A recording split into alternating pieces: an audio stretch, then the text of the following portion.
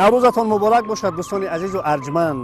мо дар деҳаи хушманзараи хонободи ҷамоати даҳанаи шаҳри Кӯлоб қарор дорем ва чӣ гуна ки дида истодаед инҷо мардуми бо фарҳанги ин деҳа имрӯз наврӯзӣ доранд ва бояд бигӯем ки ин мардум анъанаҳои хоси ниёгони моро ҳамеша пос медоранд ва дар рӯзҳои наврӯзӣ дар як наврӯзгоҳе дар як домани кӯҳ ба ҳам меоянд ва суннатҳои наврӯзиро анҷом мекунанд, ба вижа бозиҳои наврӯзиро.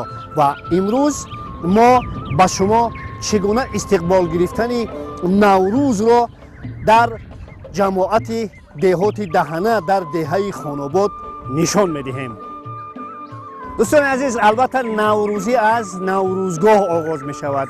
наврӯзии тоҷикона албатта бо пухтани таомҳои миллӣ шурӯъ мешавад ва бешубҳа дар ин наврӯзгоҳ низ нахуст мо омадем назди занҳое ки хӯроки миллӣ мепазанд ва барои он варзишкороне ки барои мову шумо бозиҳои варзиширо баргузор мекунанд. албатта ин холаҳо дар ин ҷо хӯроки миллӣ мепазанд ва ҳоли ҳозир ман аз Апай Баргигул хоҳиш мекардам ки бигӯянд ки дар ин ҷо чӣ мепазанд ва дар ҳамин раванди омода кардани ҳамин хӯрок чӣ корҳоеро ҳам анҷом мекунанд. фикр мекунам сурудам мехонанд. Апай Баргигул, хуб ҳозир чӣ мепазен Апай Баргигул шумо?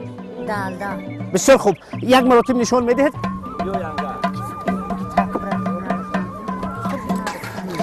мана дӯстони азиз, мана далда, гандум, хуш, луби, нахуд. ин пудинаи маҳаллӣ ҳастанд? дар Хонобод пудина зиёд мерӯяд?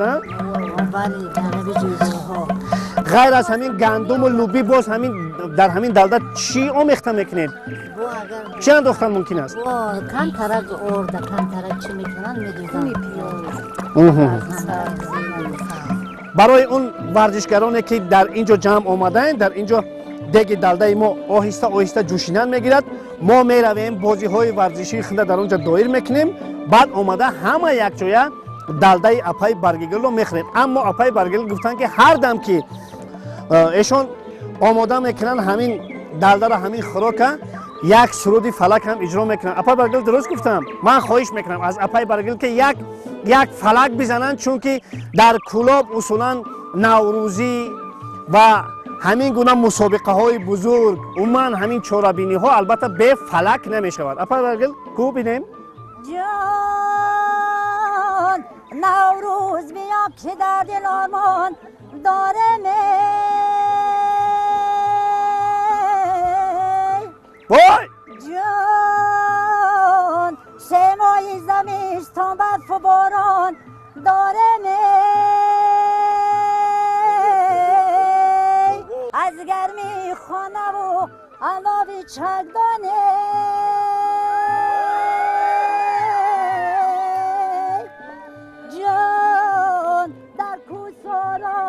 شکر و تاران دارم جان در کوساران شکر و تاران دارم نوروز شد و لاله خوش رنگ برآمد عبدال به تماشای دف و چنگ برآمد مرغانی هوا جمله کردم پرواز امروز دلی من از پسی تنگ برآمد امروز دلی من از پسی تنگ برآمده. آفرین آفرین Апай Баргигул، زنده باشید، سلامت باشید. من فکر میکنم که اصلا همین چورابینی که به همین گونه آواز شیرین و یک فلک خیلی دلنشین شروع شد، البته انجامش هم دلنشین خواهد بود. دوستان عزیز، ما деги далдаро бо Апай Баргигул ва апаҳои дигар инҷо ва мегузорем ва меравем ҷониби бозиҳои варзишӣ. ва воқеан ман бояд бигӯям ки дар Хонобод умуман дар маҳалли Кӯлоб чанд бозиҳои мардумии варзишие ҳастанд ки бисёр машҳур ҳастанд, аз ҷумлаи чирик дангал, тоқи чиринкес, хуб возма. инҷо албатта ки бе гирбардорию бе бандкашӣ ҳам намешавад. ман фикр мекунам ки мо аз ин бозиҳо албатта ҳоли ҳозир میگوییم و شما آشنا میشود که در محل کلوب به ویژه در خانواد از این بازی های مردمی چگونه اجرا میشوند. خب شما رو اینجا میگذاریم، شما دلده رو آماده کنید، ما حتما نزد شما برمیگردیم. رفتیم جانب ورزشگاه. نوروز دیار آمد، پیغام بهار آمد، در موسم کار آمد، نوروز مبارک باد. نوروز نوروز نوروز مبارک باد. هم زیب چمن نوروز، هم زیب وطن نوروز، در دشت و دمن نوروز، نوروز مبارک باد. نوروز نوروز نوروز مبارک باد. ما نخست آمدیم با آن گوشه که در اینجا بچه ها آمادگی میدیدن برای برداشتن وزنه.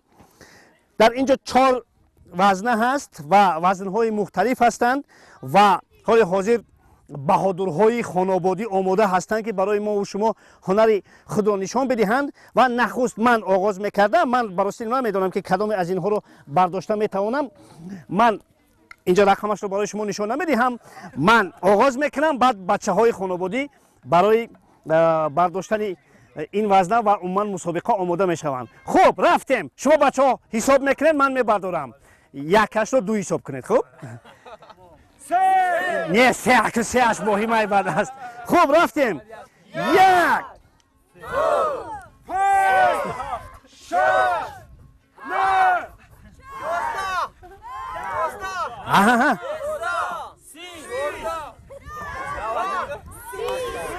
خلاص دوستان عزیز، من این وزنه رو خیلی میبردارم، اما نوبت رو به این بچه ها دادن در کار. خب بچه ها، عمل میدان از دلیل است. کی میبردارد؟ پیری کار استاد محمد صدیق سعید، اون نفری که در سابق ورزشکار بودن، حال حاضر سرمربی دسته مردکچه های آوازداری دهه خانواد. و واقعا من باید بگم که این بچه ها در چندین مسابقه های فوتبالی شرکت ورزیدن و مقام های افتخاری را هم سزاوار شدند. سال پار اگر خطا نکنم این بچه ها از همین دهه خانواد در عرفه روز دوی ملی تا شهر دوشنبه دویدن و در اونجا در اون ماراتون شرکت ورزیدن که براشان یک کفکوبه. و باید بگویم که ماس انا همین ابتکارات با تشبس انا همین استاد که حال حاضر در مکتب دهه آموزگاری میکنن و واقعا در سن 65 میباشن. ما از پیری کار شروع میکنیم، اونگاه بچه ها ادامه میدن. مرحمت. من سرخبرون همین برگیخته بردارم. نه خواهش میکنم. های معرفی شدن. حساب میکنیم بچه ها، ما یک جای حساب میکنیم. شروع میکنن. معلم شروع میکنن. رفتیم ما یک جای بچه ها حساب میکنیم.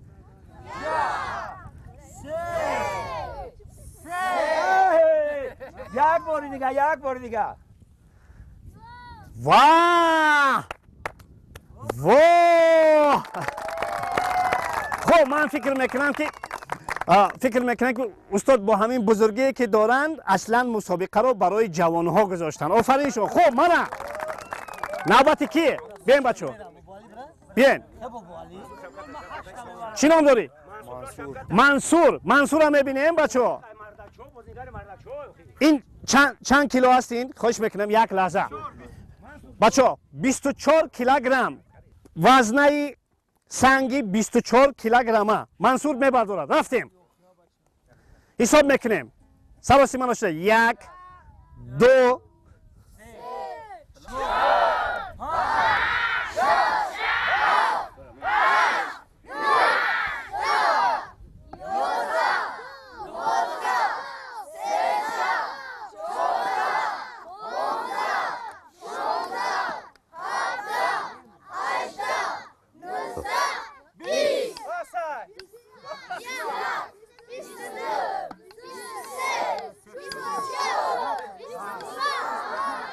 25. آفرین. یک کفکوبی میکنین. 25. خوش. باز کی؟ نوبت به نور محمد دستگیری میکنیم. نه اکنون که منصور سنگ 24 کیلوگرمه را برداشت، دیگر از این به پس همه سنگ 24 کیلوگرمه میبردارد. برداشتیم. نوبت نور محمد. 1 2 3 4 5 6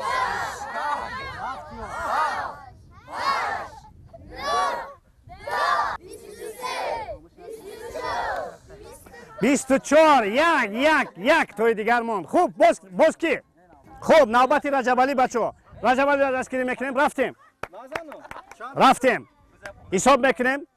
یک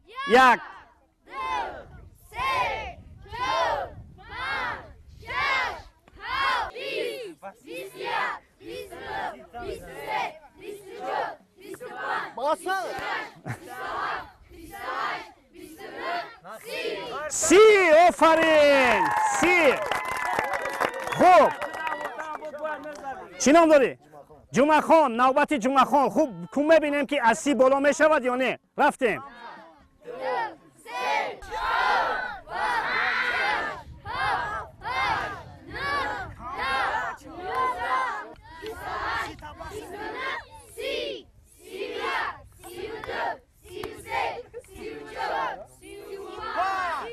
سی و پنج. جمعه خان 35. آفرین. خوب کمی بینیم یگان نفر دیگر هست. یک نفر دیگر. چی نام داری؟ نورالله هم میبینیم از 35 بالا اگر میتواند. پس 1 2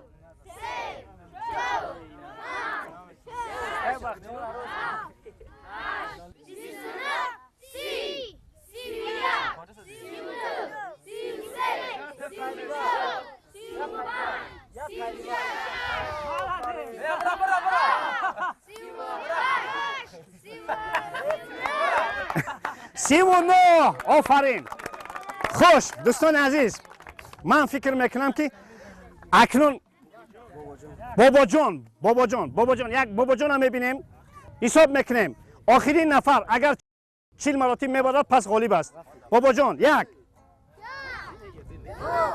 3 4 5 6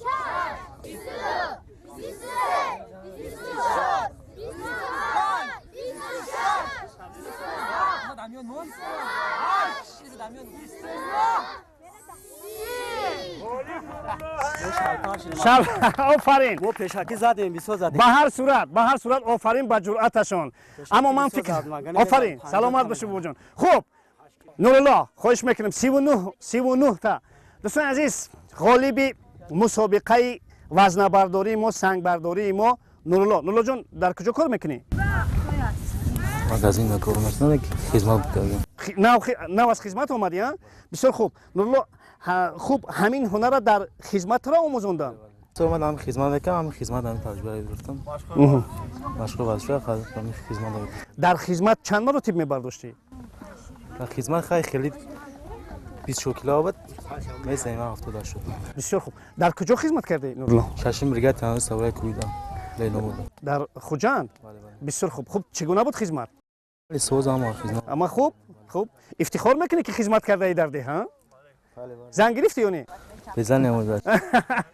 خوب من فکر میکنم که اون نفری که واقعا خدمت کرده است لایق همه کارها هست. همون جوانها خوب خدمت کنن. من دیدن اون جوانهایی که خدمت نکردن ببینید که با چه چیزها موفق شدن. ممکن است وقتی که جوانمرد خدمت وطن را اجرا میکنه. دوستان عزیز دستی غالب را میبرداریم و با افتخارش یک کفتگو میکنیم. نورالله آفرین.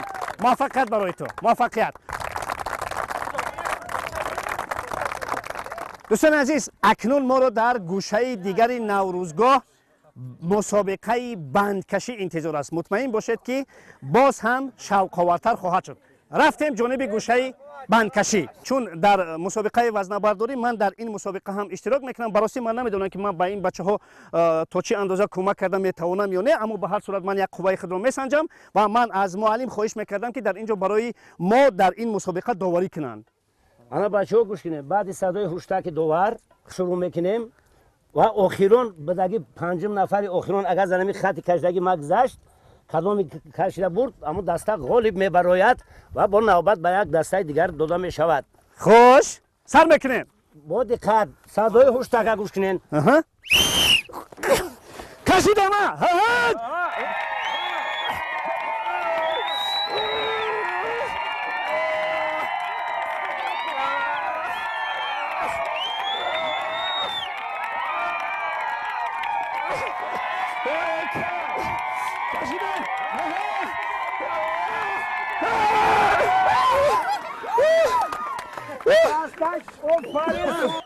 دستی قولی با برداره دستی قولی با برداره آفرین من واقعا با این بچه ها کمک کرده توانستم دستای دیگر رو بیارید دستای دیگر رو بیارید خوب دوستان عزیز دستای من غالب آمد ما دوم باره با دستای دیگر در اینجا انکشی میکنیم و باید بگویم که اکنون آنها با هیئت خود چواندازهای خانوادی رو آوردن من نمیدونم که تا کدام اندازه موفق میشن اما فکر میکنم بچه ها ما تیاریم ما با این دسته هم غالب میویم اوشتک صداش بلند شد با مسابقه شروع میکنیم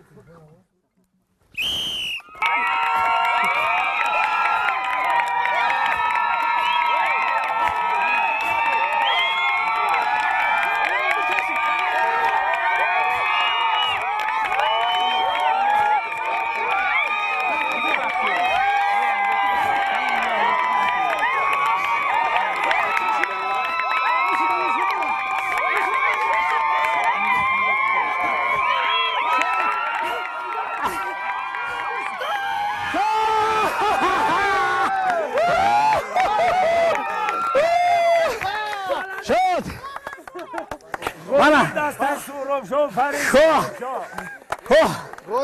واه آفرین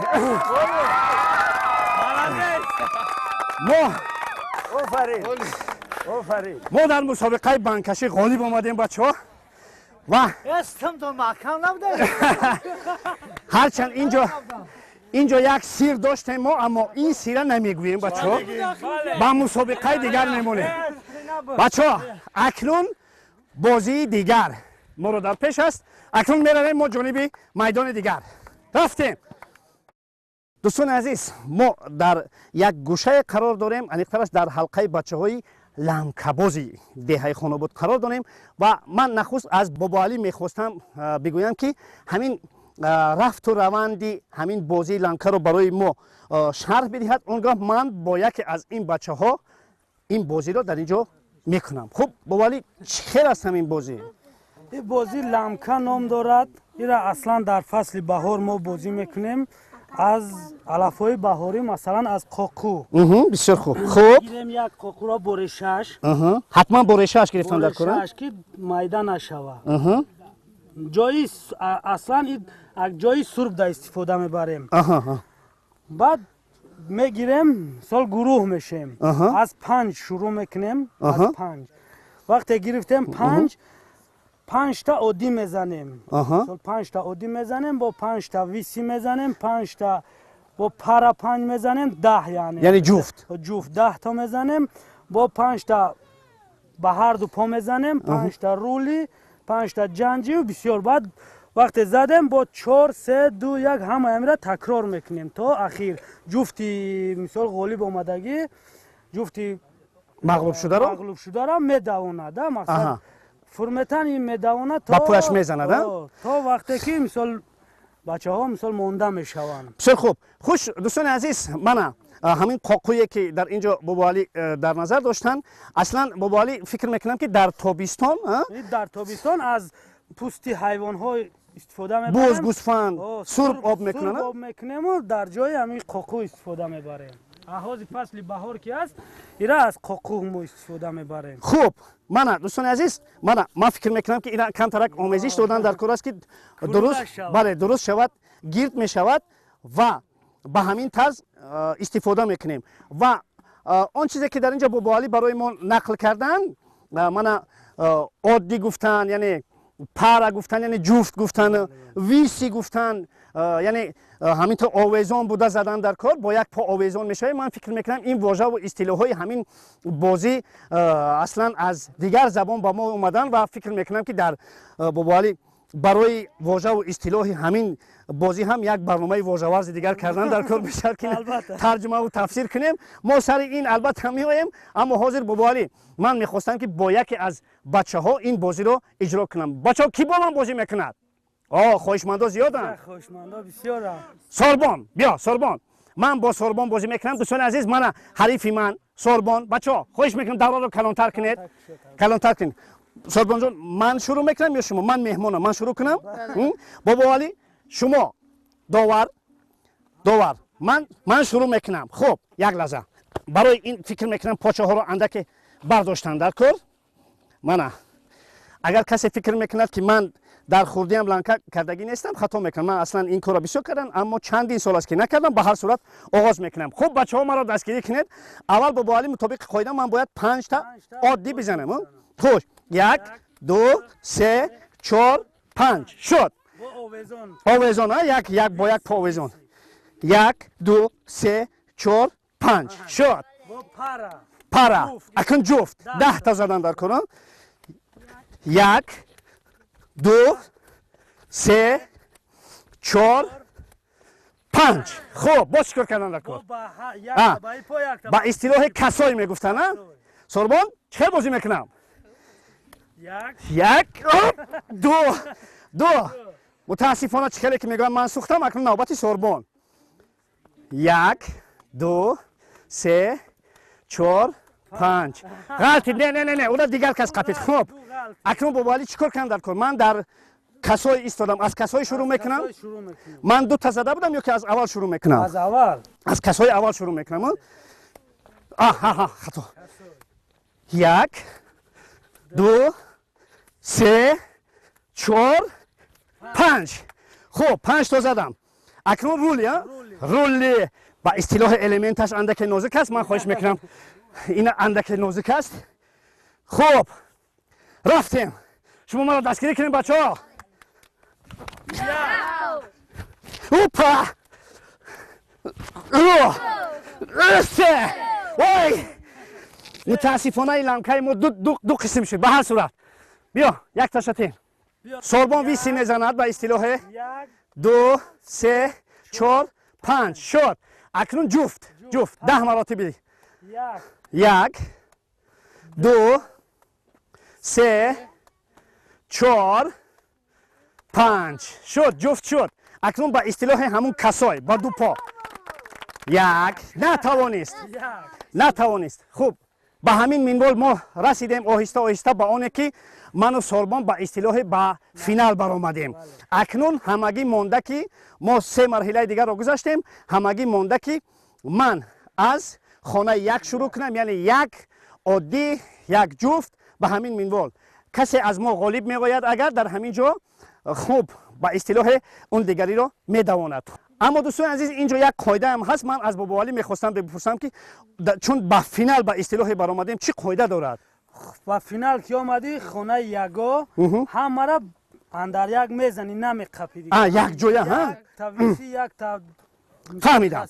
همشه یک جویا بزن. بسیار خوب. دوستان عزیز دقت میکنیم. 1 2 وای نشد متاسفانه. حال حاضر میبینیم همشه یک خیل میزنی نمی‌قپی باینده نمی‌قپی. 1 2 دستگیری کنیم بچه ها. واه دوستان عزیز سوربون در این مسابقه غالب شد و مطابق عنعنه این بازی اکنون من باید لمکه رو با سوربون هوا دهم و او هر چیزی که میخواهد هر جانبی که میخواهد میزند مرا میدواند تا آن زمانی که من لمکه رو در هوا میقپم. درست فهمیدم بابا ولی؟ خب رفتیم. چیکار کنم؟ بازی رو باختم. نشد. چی کنم؟ شما خاطر مهمون رو نمیبینید آخه؟ این مردم خاطر مهمون رو نمیدیده بودستن. شد. من دوستان عزیز انجام بازی لنکه البته خیلی مونده شدم و به هر صورت من فکر میکنم که شما اصولا فهمیدید که لنکه از چی عبارت است و من بر سوربون موفقیت میخوام. سوربون صنف چند میخونی؟ صنف 6. در کدام مکتب میخونی؟ رقم 18. رقم 18. کدام فن ها رو بیشتر دوست میداری؟ ماتماتیک، زبان انگلیسی. از ورزش ها چی از کدام نمودی ورزش دوست میداری؟ فوتبال. با کی مخلصی میکنی؟ رونالدو.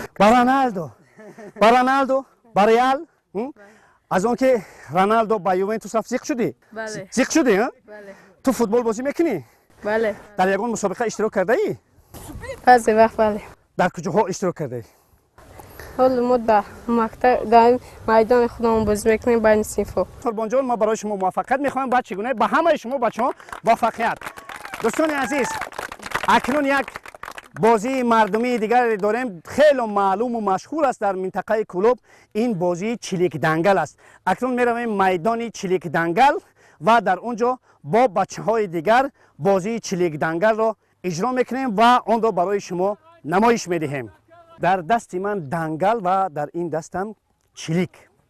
این بازی قدیمه تاجیکانه هست که در مضافات کلوب خیلی زیاد بازی میکنند و اصلا این بازی شرط و اسلوب های زیادی خود را دارد و حال حاضر من از معلم محمد صدیق خواهش میکردم که روند این بازی را اصلا شروع آن را با ما شما شرح بدهید، اما من قبلا گفتنی هستم که برای آنه که این بازی را شروع کنیم اصلا دو نفر با اصطلاح کاپیتانی دسته یا میر هستند در یک جامعه هستند و دیگران میآیند و به همین منوال آنها یک گپ یار میدرویند به اصطلاح و گپ های متفاوت دارند که دو میر آنها را قبول میکنند و هیئت دسته ها به همین منوال تشکیل میشه. درست گفتم؟ یک برابریه که حاضر ما نمیدونیم سروب جان که انما حاضر دکسده کی کدام بله نمیدونیم. بله خوب، اکنون حاضر اشتراکچیان دیگری بازی نزد ما میرها میان و مطابق قاعده باید هر دو میر سلام بله میرها انا به همین منوال باید بیستند. این هم البته یک رمزی به هم آمدن است، رمزی برابری است. خوب، ما اکنون آماده هستیم که اشتراکچیان بازی را قبول کنیم. درست معلم؟ خوب، مرحمت. میر سلام. علیک. با کی بارسلون با کی ریال مادرید. مرحمت مهمون تنش ما بارسلونا. خوب، بارسلونا این طرف، ریال این طرف. خوب، نفر دیگر جفت دیگر رو قبول میکنیم. خوب، علیک. با کی مرسدس با کی رنج روور. اکنون نوبت شما. مرسدس یا رنج روور؟ ما خیلی در ده زندگی میکنم، رنج روورش بهتر است. باشد من رنج روور مرسدس از این جانب بیای. باز کی ما تیار هستیم میرها که اشتراکچیان دیگری بازی رو قبول. علیک. با کی فصل بهار با کی فصل تیرم. مرحمت تنش من اصلا فصل بهار رو معلم دوست میدونم. براستی فصل بهار باشد. خوب، باز نفرای دیگر. خوب، جفت آخران میآیند. خوب، سلام. علیک. با کی روز. چپ راست. من راستش بهتر میگم سینما بیا. باشد راست چپ. اکنون دوستان عزیز، من 4 نفر، من سربان دسته 5 نفر و معلم با هیئت دستهش اکنون تشکیل شد. خب چی باید کرد اکنون در ادامه؟ برای که همین پیشتر بازی قدیمه هست، همون حوزه کاپیتان دسته و سردار دسته میگیم، پیشتر میر میگفتن. سردار دسته را میر. میری دسته. برای شروع کردن بازی ما اول یک پایگاه میکشیم. پایگاه بسیار خوب. یک دوره میکشیم، در یک جای میکشیم که همون دورهمون نمایان باشه. انا برای که اینجا میدان همین نوروزگاه جای چلیک دنگل بود، برای همین دوره رو روشن‌تر کردن، ما مثلا با باید دنگل اینا میبخشید. یک چیز گفتنیم که در چلیک دنگل از همه در چلیک و دنگل بهترین از چوبی هرگای هست. از چوبی هرگای برای که نشکنه، هم نمیشکنه، هم با قوت از دور می رود. در وقتی بازی چلیک دنگل من دوره را روشن میکنیم. خوب، فکر میکنم که من هم باید همچون میر بله اینجا خط رو روشن کردن در کار است و این همان حلقه هست که باید من از همینجا 2 میر در پایگاه میستیم. خوش، همین دوره برای که کی اول شروع کند، بچه‌ها ببینید، برای که ما پیشتر از گشت‌های ما که با رفتار اینه که پیندار اینه که کردار اینه تربیت یافته بودیم، برای برابری شود ما هر میرا جنجال نکنیم. برای که بگیم که کی اول بازی را شروع میکند، برای همین هم خیلی قاعده قبول شدگی است. من این اول سری دنگل، این آخری دنگل. ما هر دو گپ میزنیم که این میگیم که با شما اولی دنگل آخری دنگل. اولی دنگل من این خیلی میپرتایم. انا که برای این چی میگیم؟ برای این فکر میکنم که از اینجا برچیدن در کارو. برای که اینجا پیش به دست این اومده است، انا خیلی گفته میشود از شما، از ما، از شما، از ما، از شما، از ما، از شما، از ما، از شما، از ما، از شما، از ما، از شما، از ما. من بازی رو باختم در اینجا، یعنی مطابق برچیدن دسته معلم در اینجا شروع میکنم. و دوستان عزیز، من بعضا قاعده های دیگر رو هم بگویم در اینجا که در میدان اصولا باید چلیک و دنگل های دیگر گذاشته شوند و کسی موافق دیلش کدام؟ بله، اینجا مهره بازی است. اصلا دو میر مهره میگیرن با 500 دو میر مهره میگیرن، مهره را خودشان معین میکنن، مثلا 500 700 1000 200. بله، برای اونه که ما وقتی کمتر داریم، شاید که این بازی طولانی است، مهره با 500 میگیریم، مهره رو مثلا نه، مهره رو با 300 میگیریم، با 300 میگیریم. من همین میدان فراخ از همینجا میگذاریم و سمت چلیک رو زدن رو معین میکنیم و با نوبت شروع میکنیم. خب اکنون شروع میکند دسته معلم. مرحمت شروع کنید. انا که بود دوستان این همین است که نمی اصلا چلیک رو در دوره یا که یک نمی قریب یک چلیک از دوره پیش. بله، این ممکن است. به حد یک، بله، به حد یک چلیک، به حد یک چلیک همگی میتونی که در داخلی دوره سر شروع کنی بازی را، میتونی که به حد یک چلیک ای دوره. بله، زیاد ممکن نیست. خب خوش دوستان عزیز، مطابق قاعده چون این دسته شروع میکند با زدن چلیک، دسته دیگر باید با آن جانبی که سمتی که چلیک زده می شود در آنجا می ایستند و اگر مبادا چلیک از آسمان می آید، ما چلیک را در آسمان می قپیم، جانی آنها مرده حساب می خورد، می سوزد به اصطلاح. بله، می سوزد و جان به نفر دیگر داده می شود. نفرای ما. بله، به نفر دیگری هیئت دسته داده می شود. به همین منظور اگر اینها تا اون زمانی که می سوزند همش بعد نوبت به دسته ما داده می شود. خوب رفتیم. انا اکنون مطابق قاعده این چلیک به آن دوره پرتافته می شود. چلیک بله، انا همین چلیک پرتافته می شود. اگر چلیک به داخل دوره وارد شد، پس جان اون نفری که زد است مرده حساب می خورد.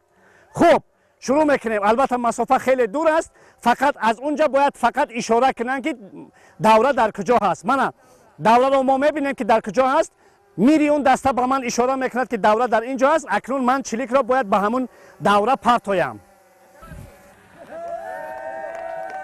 نتونستم، متاسفانه چلیک بله صاف دادن. این یکم ضربه صاف است. اکنون مهره شروع می شود. اونش صاف بود. اوپا! خب من یک بار دیگر من می پرتایم. شاید عزیزان شما پرتاید، شما تجربه دارید برای پرتافتن یا نه؟ بیا یک بار دیگر من می پرتایم. نشید. چه شد. نشید پیش اومده. نه پیش نآمدم. نه من یگان ذره پیش نآمدم.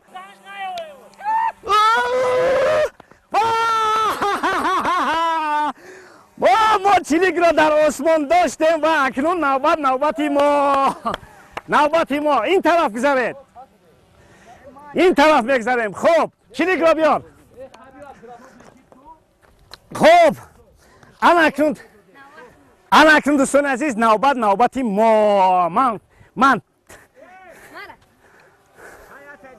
دوستان عزیز اینجا یک چیز دیگر هم هست. اصلا اینجا میل میگوین، میلش همون تگی همون چلیک هست که باید کم ترکک در اینجا برای آنه که وقتی که در اولی چلیک ضربه زده می شود به آسمان بلند بخیزد که راحت باشد به این دنگل رسانیدن. برای همین من اینجا چلیک را به این منوال میگذارم و اینا باید مستحکم کردن در کار است. و یک قاعده هست، اولین ضربه که زده می شود این ضربه صاف است. من براستی نمیدونم که صاف چی معنا دارد، اما حتما یک ضربه صاف است. بعد مهره شماری آغاز می شود. اکنون خب اگر مبادا دنگل من به چلیک نمیرسد، جان من سوخته حساب میخورد.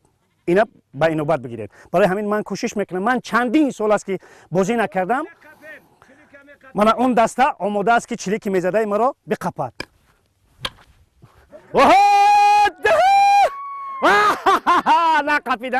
نقفیدن رفتیم مانا پایگاه خوش انا دوستان عزیز نشد یعنی چلیک زده من با پایگاه ندر آمد اکنون ما صاف را دادیم شمردن اکنون شماره آغاز می شود رفتیم بچه ها دستگیری کنه نه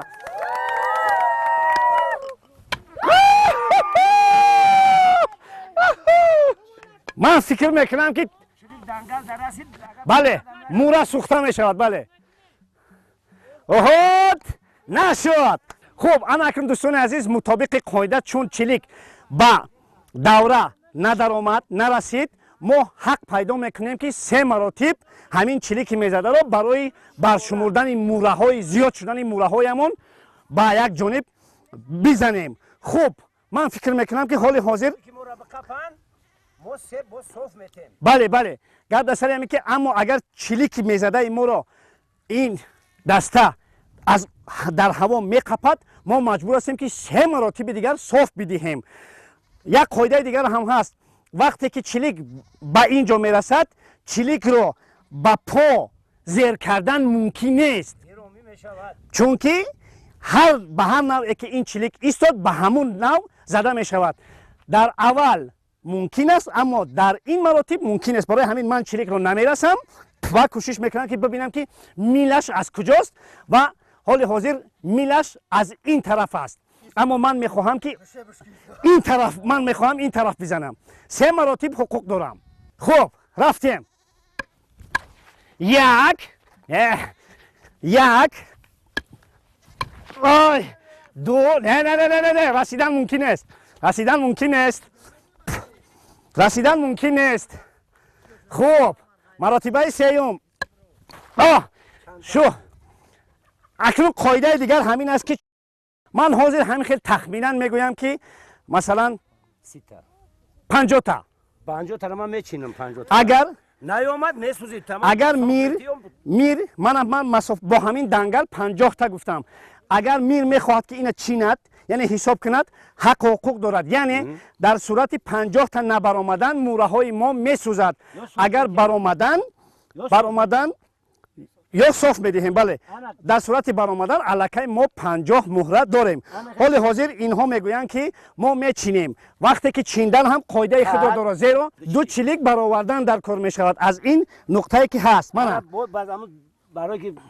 یا 2 چلیک یا یک دنگل میبرم اصلا مردمی که هست امیرا گفته قد بله قامت قد قامت انا از همینجا چینده میشود من میچینم بعد قاعده عجیب دارد وقتی که میچینن اینها همه مشاهده میکنن که من دنگل را نکشم این قاعده هم دارد دنگل را چون کشیدیم چند سانتی متر قفا میاد البته اون شماره که من گفتم بله فایده میشود و میشود ما 50 گفتیم کنی بینیم تا مهره 50 میبرد یا نه روی ما با دقت نگاه کنید 1 2 3 4 5 6 7 8 9 10 11 نکشیدم 12 13 14 15 16 17 18 19 20 21 22 23 24 25 26 27 28 29 30 31 بله نبرآمد صاف میتین و مهره میگردین ما از مهره میگردیم چون که باز از مهره میگردیم بیا عزیزالله میزند ما از مهره گشتیم چون که 3 مراتب صاف دادن لازم بود نوبت عزیزالله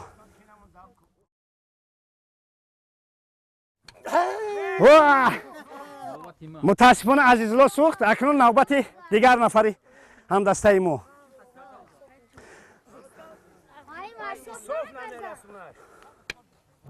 واه آفرین پرتو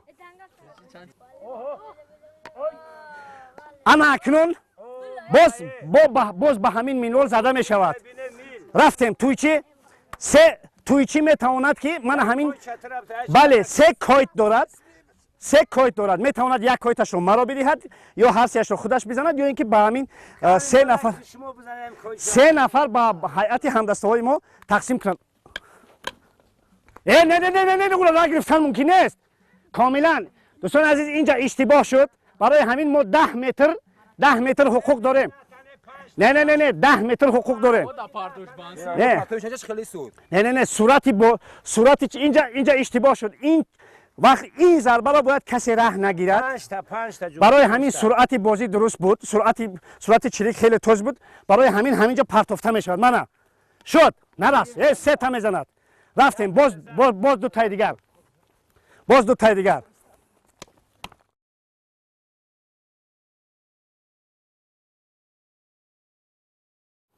شد. چند تا؟ 50 تا. شد. بیا ما 50 تا داریم. اصلا در این بازی انا همین 3 کویت هم هست. مبادا در صورتی که یک نفر بازیگر 3 کویت میکنه، یعنی 3 مراتب چلیک رو میزند و با دنگل او رو نمیزند، یعنی جانش میسوزد. همین قاعده هست. حال حاضر یک کویت دیگر دارد.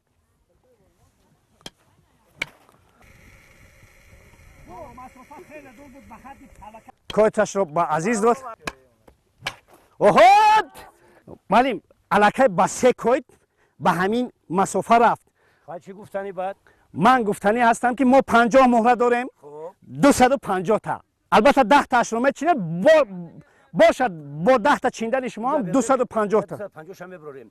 میچینیم 250 تا را. 1 4 5 124 125 126 27 128 29 130 شد. من فکر میکنم که مسافه خیلی دور است و ما این بازی رو البته میبریم.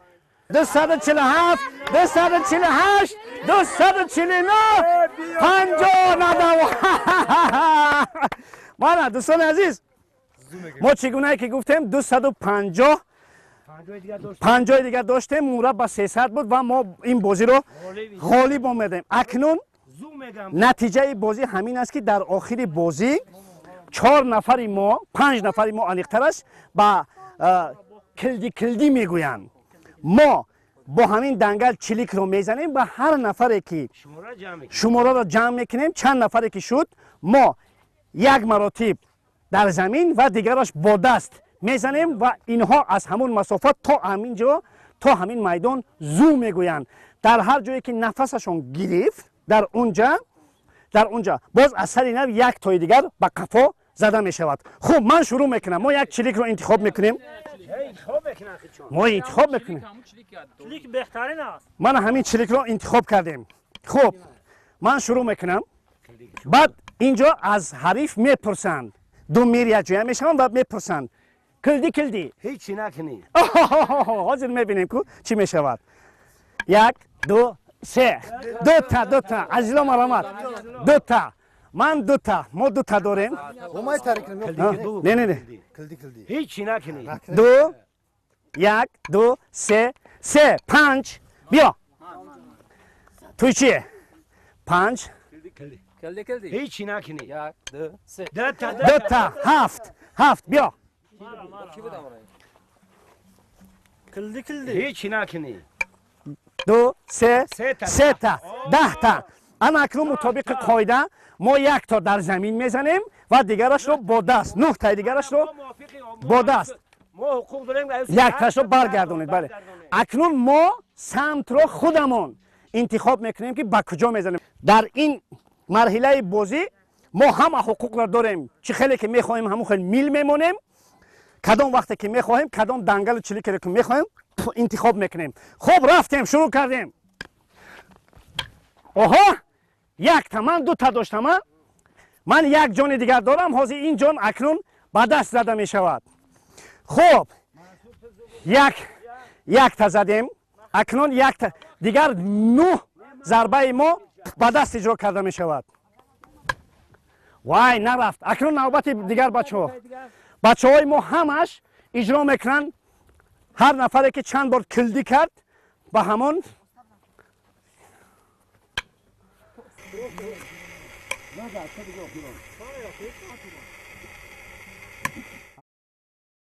ما 10 ضربه خود رو اجرا کردیم و این دسته حقوق دارد که یک نوبت آن را بگرداند و از همون نقطه زو میگویند. خب منصور бозингар ин даста бояд зу бигӯяд ва зу гуфтан ҳам қоидаи худро дорад. инҷо пеш аз зу гуфтан як сухана бояд иҷро кунӣ. ҳақ гули гандум ба хонаи мардум. ҳамин хеле ҳаст ҳақ гули гандум ба хонаи мардум. лекин он бозингароне ки ҳилагар ҳастанд ҳамина тӯлонӣ мегӯянд ки зу гуфтаношон тӯлонитар шавад. аммо мо ба Мансур супориш медиҳем ки ин гапро оҷилан хотима бахшад ва мутобиқи қоида як нафар аз бозингарони мо бояд ҳамроҳи ӯ бидавад, чунки ҳангоме ки нафаси ӯ гирифта шуд ва ба истилоҳи зуаш тамом шуд, аз ҳамунҷа боз мо як дангали дигар ин ҷониб мезанем то оне ки инҳо ба марра мерасанд. Мансур тайёрӣ? Ман аз Маҳмадёр хоҳиш мекардам ки ҳамроҳи Мансур бидавад ки то ӯ моро фиреб накунад. Аз ин тараф ман ҳам кӯшиш мекунам. Хуб, 1 2 3 рафтем. Мана инҳо зу мегӯянд. Кафид, кафид, кафид, кафид, кафид, кафид. Акнун зугӯиш чӣ гуна аст? Хуб, ин дигар ҳақ гули гандум намега. инаш дигар ҳақ гули гандум намега, чунки як даста як маротиб ҳуқуқ дорад ки ҳақ гули гандум ба хонаи мардум бигӯяд. ин маротиб ҳамроҳи Содиқҷон ман медавам то бибинам ки то куҷо медавад. Рафтем. Зу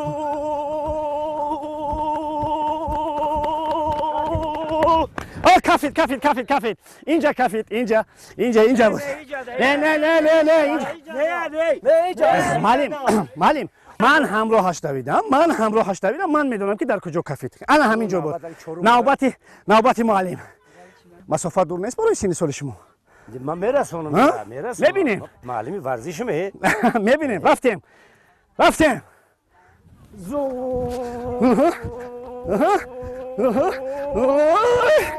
ай, расид, расид. Муаллим дар ҳақиқат расид. Офарин. Офарин, офарин. аслан дастаи мо дар ин бозӣ ғолиб омаданд ва чӣ гунае ки дидед мо онҳоро дастаи ҳарифро зуд давондем. аммо бозӣ дар ҳамин ҷо метавонад идома кунад, метавонад қатъ шавад.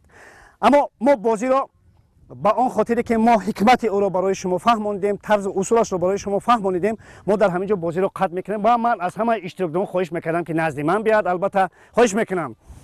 ин қоида ҳаст. ин қоида ҳаст, чун бачаҳо бозиро анҷом мекунанд, албатта ба хотири оне ки онҳо як маром ҳастанд, як андеша ҳастанд, миёни ҳамин давра ба ҳам меоянд, яъне ки онҳоро як давраи муттаҳидкунанда ҳамеша ба ҳам овардааст. як навбате буд ки онҳо рақиб буданд, аммо ҳастии зиндагии онҳо, фалсафаи зиндагии онҳо, фалсафаи бозии наврӯзӣ ҳамин аст ки онҳо сари як майдон, дохили як майдон, як маром доранд, як андеша доранд, як ватан доранд. ҳама ин аслан ҳамин аст. мо як тоҷикистон дорем ва имрӯз дар ин тоҷикистони азизи мо ҳама мардум дар арафаи идҳои бузурги наврӯзӣ қарор доранд.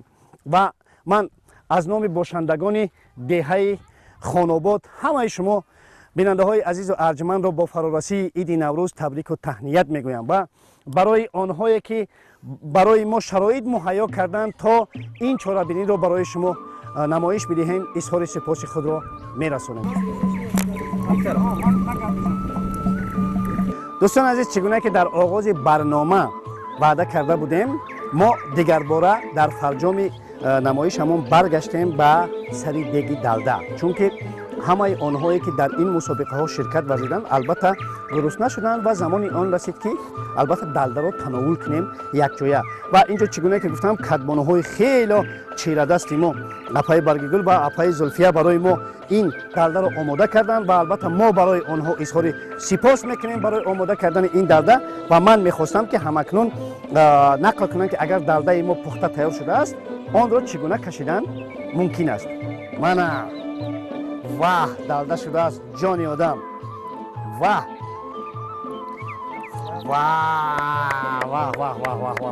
дуғ қатиқ мекунанд, пиёз. хуб, мана далда. дӯстои азиз, ман ҳаққи меҳмонӣ дорам ва инҷо ин кадбонаҳо барои ман иҷозат медиҳанд ки ман ина хуб як чашида бинам. ман фикр мекунам ки дар ҳамин ғояте ки ман гуруснам, ҳар гуна далда барои ман ширин аст.